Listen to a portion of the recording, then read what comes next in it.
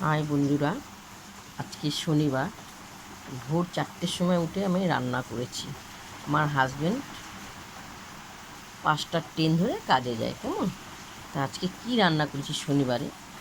বেগুন ভাজা, উচ্ছে আলু ভাজা, আলু মাখা, বিউলির ডাল আর ভাত।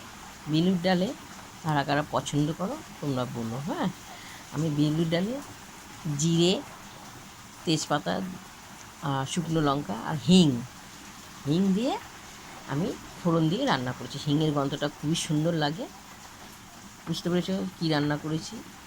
আর আজকে চলো আমরা খেতে বসবো। আমরা বাড়িতে 3জন, আমার হাজব্যান্ড, ছেলে আর আমি আর ছেলে এখন দুপুরবেলা খেতে বসবো। কাজের থেকে এসছে, দেখতে পেয়েছো।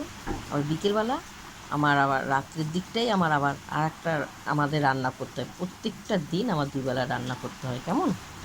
আর